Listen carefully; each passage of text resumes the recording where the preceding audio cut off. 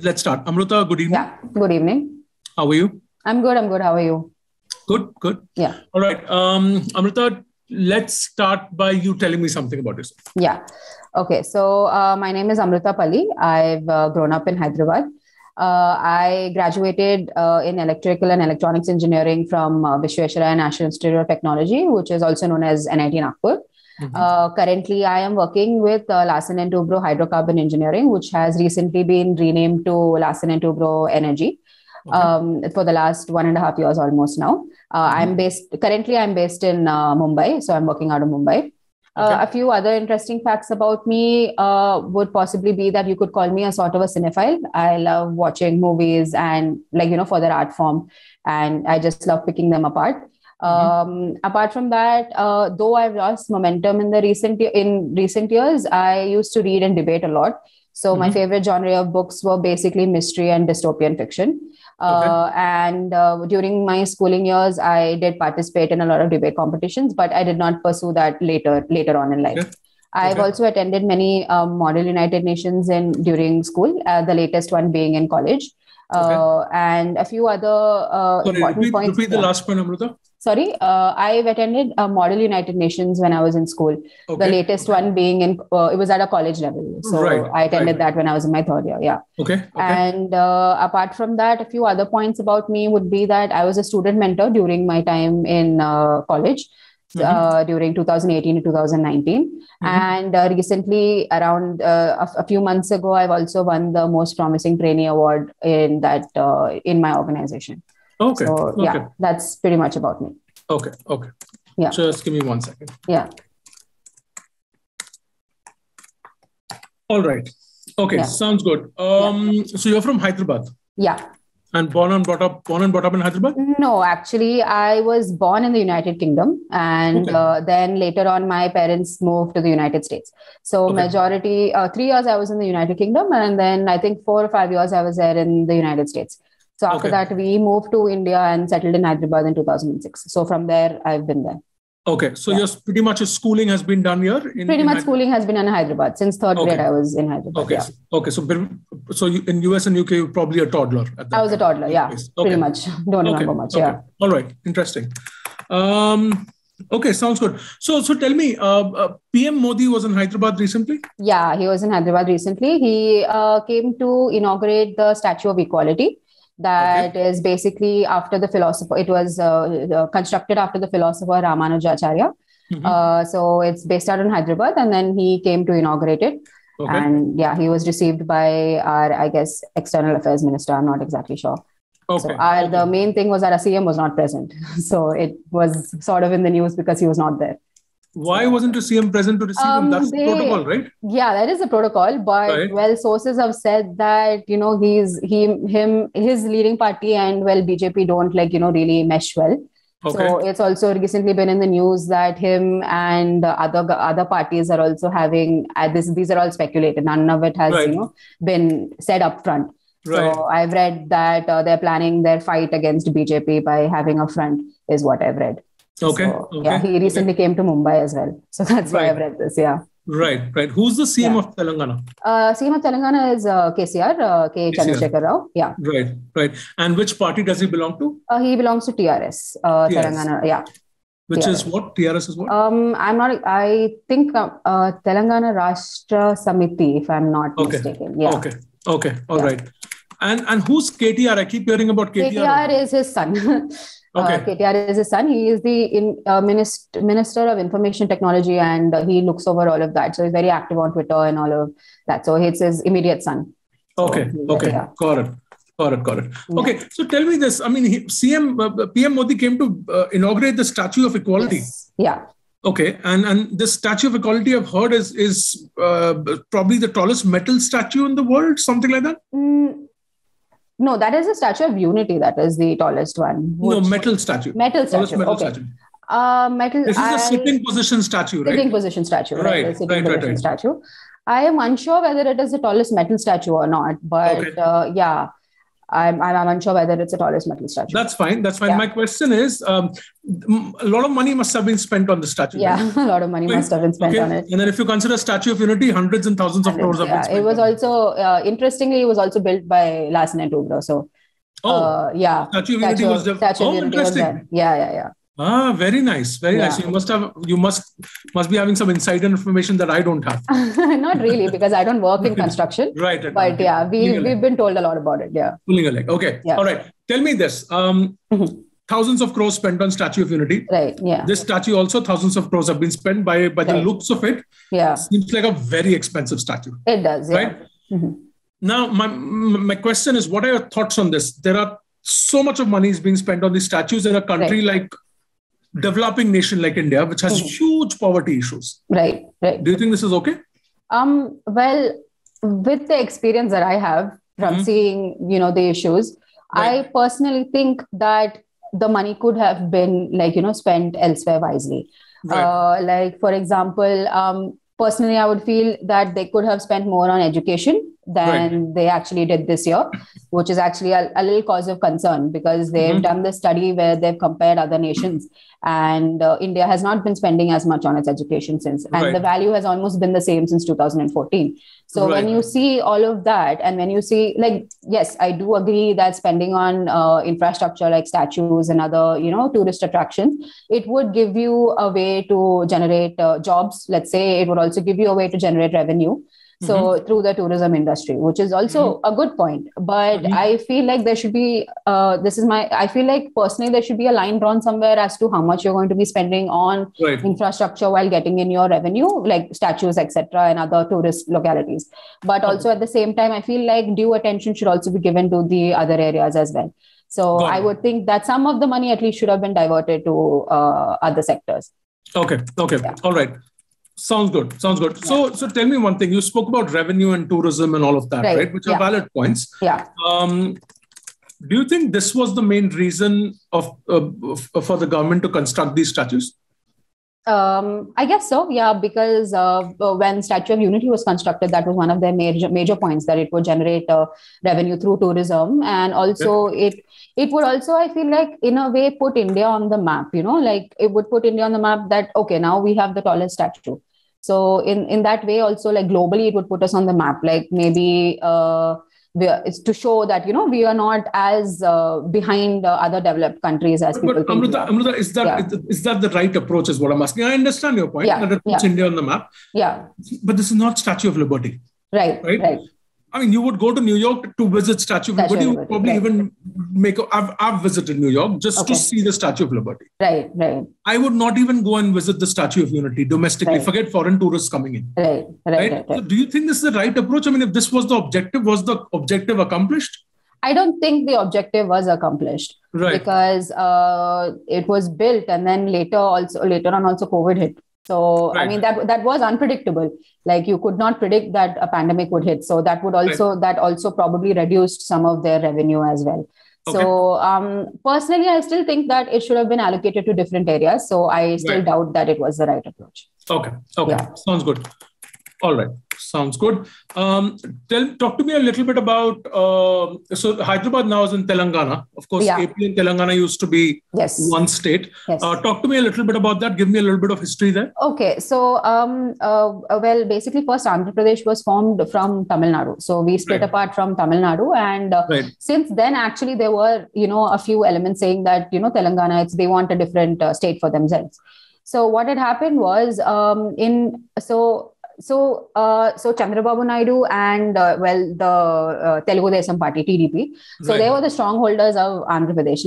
They were there from a very long time, and I guess they were sort of public favorites as well, because my own mother still says that she was only educated because of that party coming into power. Okay. So things like that, and he was like a people's favorite, and everyone who was in that were also people's favorite. So funnily enough, KCR did do a stunt in TDP. So he started out from TDP. So Chandrababu Naidu was kind of his mentor. So he started out from there. And then I think around when the next elections had come up, he decided to form a party of his own, which was TRS. So, he was the only one who won. He was the only one who won his constituency, and everyone else had massively lost. So that was a big loss for him. So for the next few years, they had remained silent. until so during that time, it was not TDP who was in power. Later on, Congress had come into power, and Y.S. Rajashekar Reddy was the chief minister. So he had a great hold on the state. So what happened was he unfortunately died in a helicopter crash. This was around, I think, 2012. So after he had died, they realized that, there's not someone who can put into power, because Chandrababu Naidu was not in the leading party at that time. Right. So that is when they started making their move. Like they started their agitations, like a few years after that. Like I remember, so they split in 2014. So I remember that 2013 was full of, I was in 10th grade at the time, and I barely went to school because school would always be closed because of the agitations and everything. So in 2014, they finally split on June 1st, and it was a situation that was backed up by Congress, which was a leading party in India back then. So after that, what had happened was, so they basically did it. Everyone speculates that they did it because they would get a huge voter bank from, Telangana. But at the same time, but that did not happen, unfortunately. And then BJP came into power since 2014. Yeah, that's pretty much about it. Yeah. Good enough. Yeah. All right. Okay. Sounds good. Thanks for sharing that. Now, let's talk a little bit about the recent budget. Was there any... were there any specific highlights that you can discuss regarding regarding Telangana or your domain, which is around energy? Energy. Okay. So one of the main I wouldn't say pillars, but one of the main themes of the budget was that they would allocate enough money to shift their energy profile or shift it into greener advents, and that was one of their major points. So accordingly, they had two things that are coming on the top of my mind are FAME, which was the faster adoption of electric and hybrid vehicles. So that was extended over another period of 6 years, I think, till. And the other one is the green hydrogen policy. So they are planning to, put in more green hydrogen plants. So green hydrogen is basically hydrogen that's produced from massive electrolysis of water. So it's in huge amounts. And they also want to achieve zero carbon footprint by 2070, which is, I'd say it's a little, it is slower than what they had previously thought. But that's what they're planning to do. Because so the target is 2027, you said? 2070, 2070. 2070, right. 2070, yeah. Got it. So the budget has basically spanned out for the next 25 years, and they've put in all these measures. And I think right now, even in Mumbai, BEST, which is their bus service and transport service, they've also launched their electric vehicles and everything. So those are things that come to the top of my mind. All right. Yeah. Sounds good. Any highlights related to Telangana? Related to Telangana, I'm not really sure if I can remember any highlights. Yeah. Okay. Got it.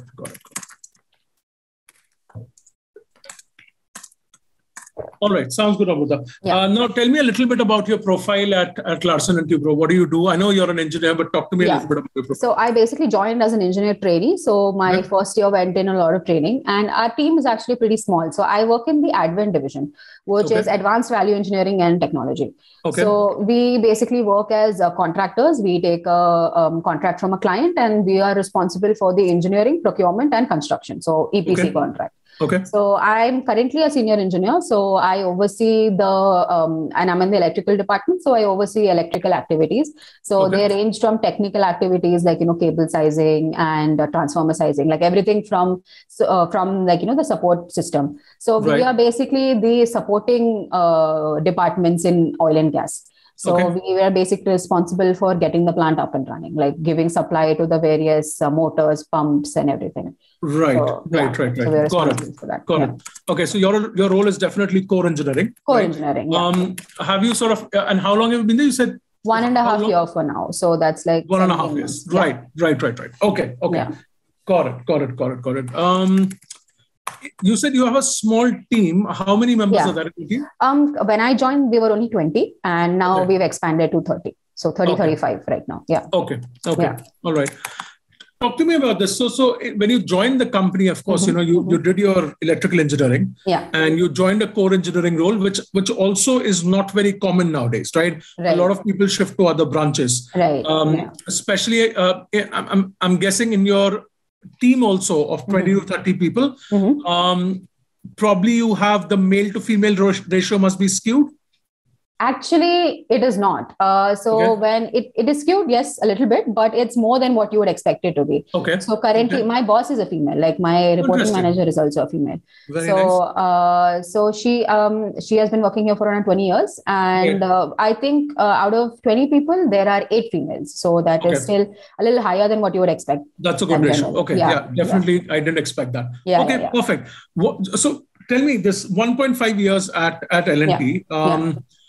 Did you face any challenges that you can talk to me about? Maybe look back at your experience and talk to me about the biggest challenge that you faced. Okay. So one of the biggest challenges that I faced was that, so I initially joined the core company thinking it would be very similar to what I've learned in college. Right. So, which is not the case at all. It is not at all similar to what you're going to be learning in college. In college, you're learning vastly different subjects from like different areas. But when you come into the industry, there are another set of things that you'll have to follow. Right. So that is one major challenge that I felt, because it was like kind of like adapting. Because I had to suddenly relearn my entire electrical engineering in that particular direction. That how do I apply this to my job responsibilities? How do I apply this in the oil and gas industry? Right. So there's a lot of things. And like, I also have to learn the working of an oil and gas industry. Like I'll have to give supply to a motor. Like my job is not only till that. I'll need to know why this motor is also there, because in the future, if some change comes and that motor is getting affected, like all departments have to come together to see exactly how the overall effect would be. Right. So that's one thing. And we majorly work on softwares like Dialux and Microsoft Excel and ETAP. So in college, the only software that I was exposed to was MATLAB. So which is MATLAB and Simulink, which is not used here. So this is basically more application based than compared to what we learned in college. Okay. So if I joined a company like Schneider or someone who is a product based company, then yes, maybe I would not have had much adapting to do. But since I joined a service based industry, since we are contractors, so there was a little bit of adapting to do in that. So that was a major challenge for my first month. So the challenge is around sort of the learning curve being steep, and sort of like unlearning and learning. Sort of moving ahead with that. How did you manage this? Were you given training in the company? I was given training in the company. And so the first week was overall training for everyone. And from there on, your report to your manager, and from there they take it upon themselves to give you necessary training for the job. So it's a bunch of presentations. Like I was basically like put under someone's wing.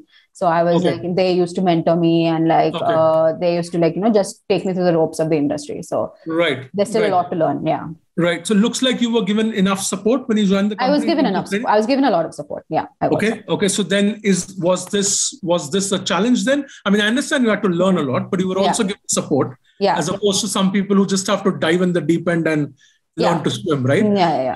In that sense, do you think this was a big challenge for you?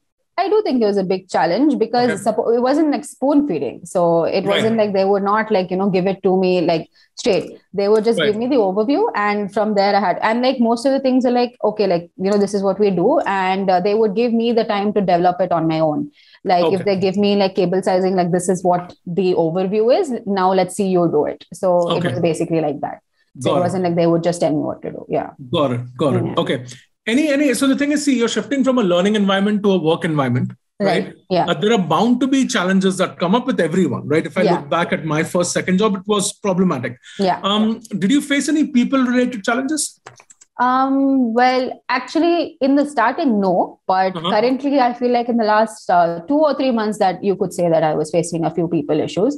So my majority of that issue would be with, communication. So what I feel is that I report to a lead engineer who reports to my reporting manager. Right. So the thing is, the lead engineer. So in a project, I report to my lead engineer, and my lead engineer reports to my my lead. You have a level, middle level. Middle level, yeah. Got it. So the thing is, all the details that come from the client do come to the lead engineer, and we do not have access to it. Right. So the thing is, the lead engineer's responsibility is to decide how changes from the client side will impact everyone's activity, the other engineers who are working on it. Right. So one thing that I did face challenges is that there was a major communication gap between the lead engineer and us. So that was one thing that I felt, because if the plot plan of something has changed and you're telling me a week later and you're saying that you want the output by today, then that would not be possible, because I'll have to analyze where my activities will get changed because of this. Right. So that I do understand that there is a lapse, there are a lot of details to remember, a lot of people, and it's like in a project, it's bound to happen. But I feel like that's one issue that I've been facing currently. Okay. So I make sure that I have like all the information and deadlines at first, so I can pace my work as well. Got it. How are you addressing this? Because see, this can get very tricky, right? It can. I understand your reporting manager is different, but this is sort of like your functional or dotted line manager. Right. It's difficult, right? When it happens with a manager, how do you give this feedback? How do you take care of it? How are you addressing this? Well, I don't like, it's not like I confront them or anything. So what I do is I basically give them like, everything out in the open. Like, hey, these are my activities for the day. And these are the current deadlines that I have. So please let me know if anything has changed. So it's it's become like kind of my responsibility to understand, like, what things have changed and what things that will affect me. So I make a sort of checklist and I just check them off. Like, okay, this has not changed for today. This is not. So, and then I make sure to ask them, like, which one should I do on a priority basis? Like, which one do you need immediately? So I can put my attention on that and then move on to the next activity. Right. So like, when I kind of like tell that to them, so then he like kind of understands and like, okay, this will do on a priority basis, and then gives me the details accordingly. So that's one way I've been tackling it. Yeah. Okay. But this must be frustrating, right? If it happens over and over again, it must be a frustrating experience. It has happened only twice or thrice so far. Okay. So and most of the times it has gotten corrected and has not become anything big. So I feel like it's a little manageable as of now. Okay. All right. And why haven't you considered sort of taking him aside and giving him one-on-one feedback? Just very politely. Well, I think it hasn't reached that stage as well, that it's affecting my work so much that I'll have to like, pull him aside and say that it is affecting me. But it's happened 2-3 times already. Yeah, it has happened. A pattern, right? Yeah. So it does seem like a pattern, and I am unsure of how to like, because I'm the youngest one in the department, and I'm unsure whether they'll take me seriously or not. So it's just that, So it's just, I try to be as open in communication as possible so they can be as well. Right. Okay. Fair enough. Now, I understand your dilemma. It's completely justified. But tell me, so for instance, let's say if in this situation, let's say you had to, let me ask you a specific question. So your skip level manager, your reporting manager is, as you said, is a female who you report to. Your functional manager is your lead engineer, right? Yeah. What are your thoughts on skip level feedback?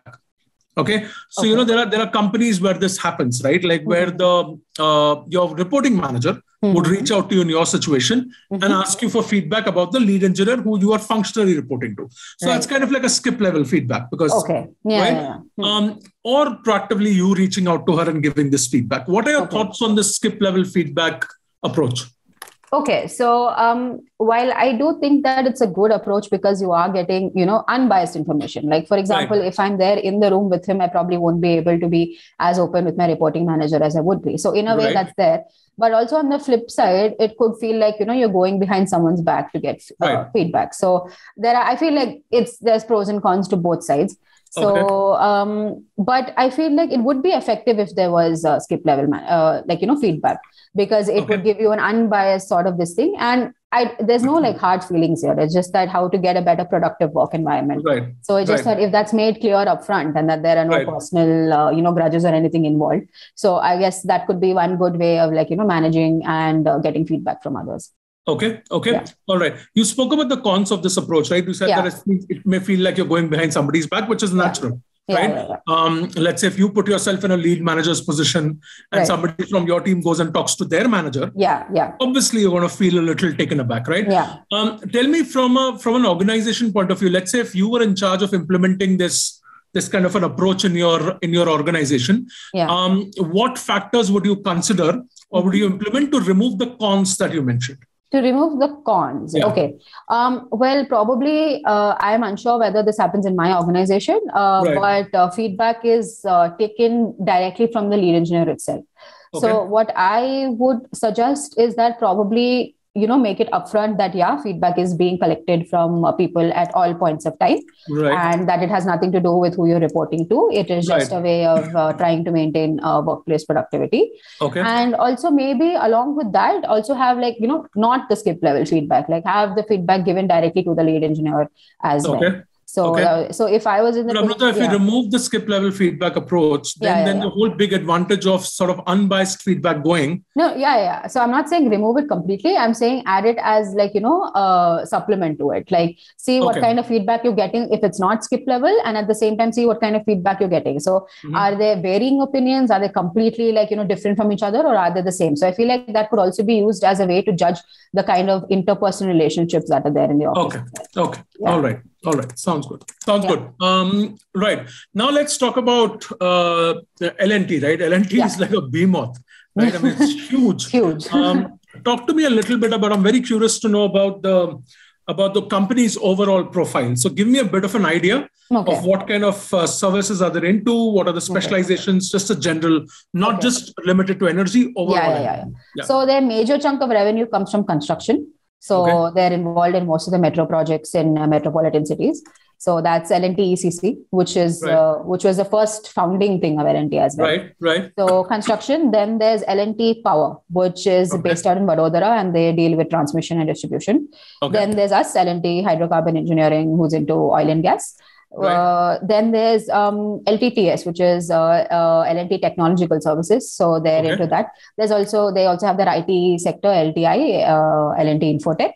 So they're pretty much into everything. So And the major revenue comes from, you said it's construction. Construction, it majorly comes. Do you know the share of the revenue that comes from construction? Well, it was founded. Like I remember, like during its founding years, it was around 65%. I am not sure if it's the same right now. Okay. All right. Got it. And in the construction sector, because that's where the main revenue comes from, who are L&T's main competitors? Main competitors in the construction would be, I guess, so they're basically, I don't think they have like a major competitor as such, because most government projects are backed by them. So I'm not really sure of their competitors. In the energy sector? In the energy sector, well, since we are L&T Power, there's Schneider, ABB, General Electric. Then if you're coming to ours, like L&T, like hydrocarbon or energy right now, since we are a consultancy type, so there's Worley Pearson, there's Toyo Engineering, there's Acre Solutions. So these are the major competitors in this. In my field. All right. Now, give me an idea of the revenue. Maybe take the latest quarter if you want. Or take the last year. And talk to me about, I would prefer L&T's overall revenue, but if you want to limit yourself to energy, that's also fine. So in March 21, their overall revenue was placed at around 76,000 crores. And their expenditures were around 60,000 crores, if I'm not mistaken. So their overall profit was somewhere around 7,000 to 8,000 crores. So I think 7,300 crores, if I'm not mistaken. So this is overall L&T? Overall L&T, I'm unsure of the values for my sector. That's fine. And how did the pandemic affect L&T? I mean, it's in construction, so. So one of the major, a few weeks ago, we were addressed by our CEO. So he basically said that one of the major challenges that they faced during COVID was their laborers at site were going back home. So work had majorly slowed down because they could not get the sufficient labor and these laborers have been with L&T for a very long time.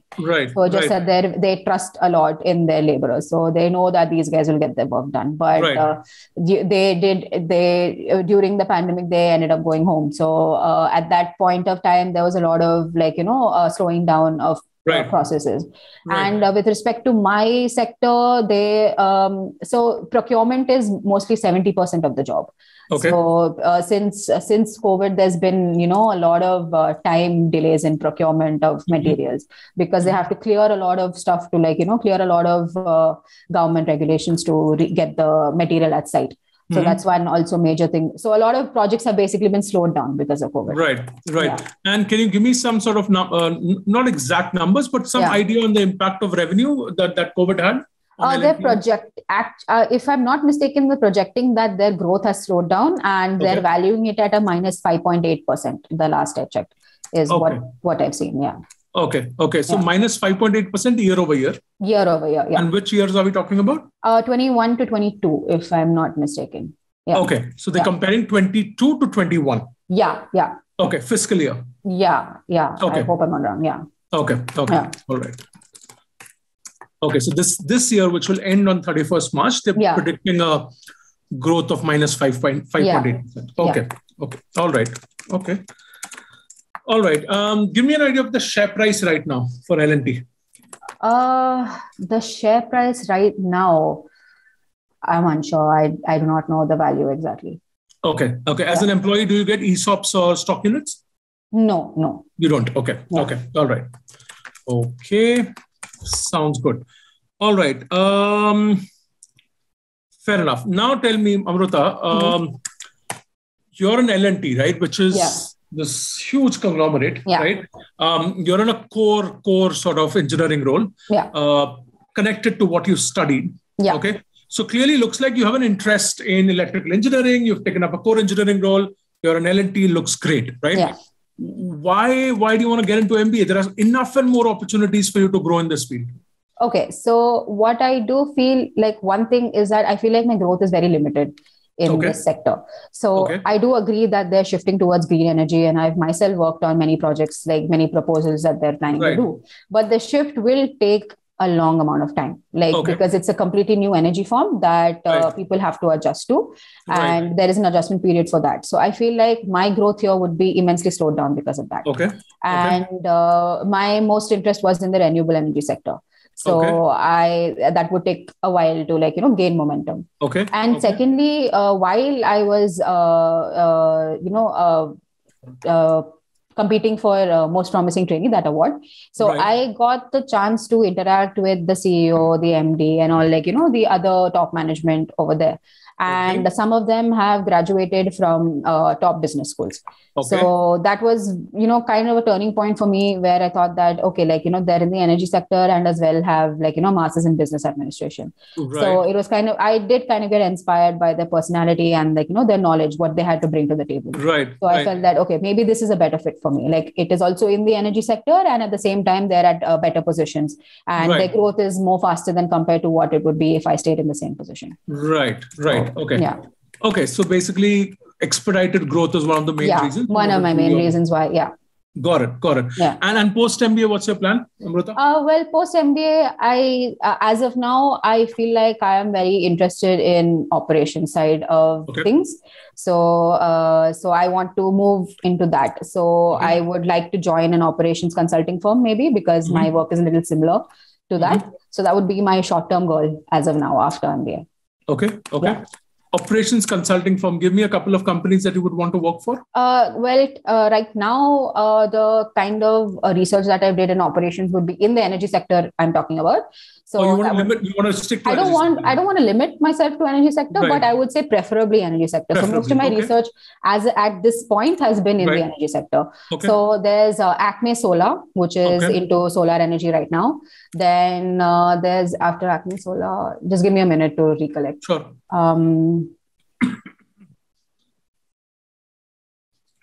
There's also Schneider, which they work into, circuit breakers and relays and those kind of things. They're into operations consulting, is it? Yeah, they're not into operations consulting, but I would like to, join there. I'm not sure of what companies exactly give operations consulting. I'll have to do a bit of research about that. But in the energy sector, the kind of head of operations or something that I would like to join. Okay. And what excites you about operations? Well, mostly for me, I guess it's taking things from the ground up. Just seeing what kind of changes have to be made to give you an effective end product. Taking things at one at a time, and just thinking how you can make this more productive, how you can get better results, and it just gives me a bigger picture than compared to what I have right now, from the ground up till the end product. So that would be one thing that excites me. So I would like to get more involved in that. Yeah. Got it. Yeah. Okay. I understand. Tell me so operations is a huge domain, right? There are different kinds of operations that we have. Yeah. Give me so what's your understanding of this domain? Let me ask you a specific question. Yeah. Give me the different types of operations that you're aware of. So one is, for example, manufacturing operations. Right. Then there are different other types. Yeah. Tell me what other types are you aware of? So one would be, like you said, manufacturing operations, then probably supply chain operations, right? Where so supply chain, there's manufacturing. these are the only two that coming to the top of my head right now. Okay. Yeah. All right. Just give me 1 second. Yeah. And what kind of roles are available in the operations world? Do you know? I know that there's, at the topmost, there's director of operations, head of operations, then operations consultant, and roles like that. So I'm only aware of this much at this point. Yeah. Okay. All right. Sounds good. Okay. Just give me 1 second, Amrutha.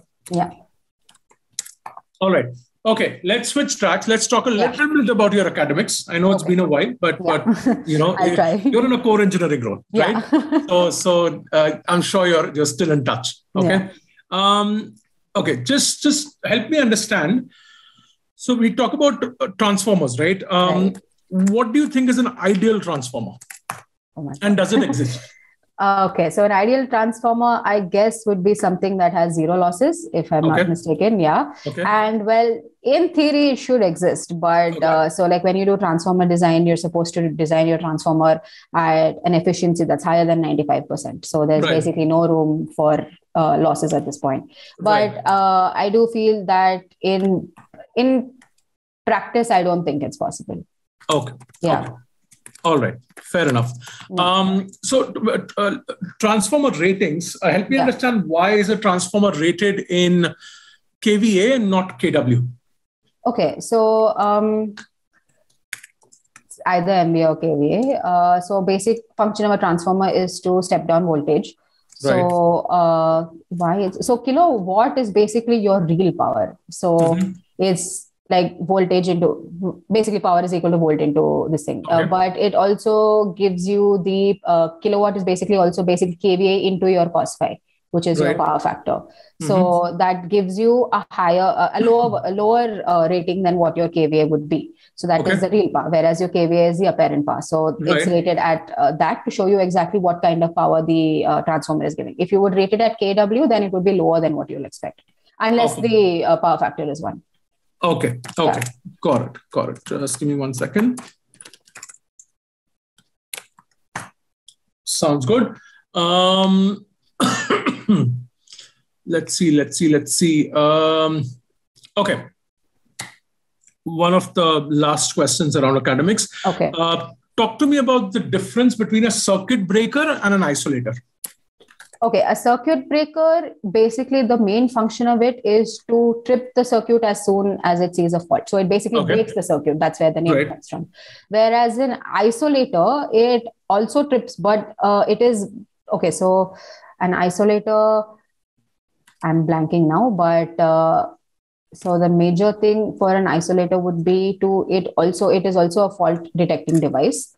So, but it isolates a part of the circuit from the faulty network. I'm not sure if it exactly trips. I'm not sure how to word this out, but yeah. Okay. Yeah. All right. Okay. Final question. Tell me, what's a primary and secondary cell? Sorry? Primary and secondary cell. Cell. Okay. I'm unsure of this. I do not remember. Okay. Yeah. All right. Okay. Yeah. That's fine. All right. And final question, Amrutha. Why IIM Lucknow? You have a bunch of good calls. Okay. Why specifically IIM Lucknow? Okay, so this. Or talk to me about IIM Kolkata or Lucknow. Okay, so I'm going to say IIM Calcutta, for example, right now, Kolkata. Okay, so when I was researching on the IIM's website, so one thing that caught my eye was that there were a multitude, like there was just a huge drop-down list of the kind of extracurriculars that they do. And so one thing would be that, IIM Calcutta recruits the best of the best. So we're from various academic backgrounds and various professional backgrounds. So right now it would give me a huge perspective. Right now, my perspective is only limited to engineering. So while if I join here, it would give me a vast network of people that I could interact with. And so while in that drop down, there's a mass, just a huge list of, extracurricular clubs. So it included economics, finance, and things like that. But what caught my eye was the Joka Film Club. So they would do movie screenings and things like that. Is from what I gained from the website at least. So I hope the club is still active. So that is one thing that caught my eye. Okay. Yeah. Sounds good. Yeah. We'll end the interview here.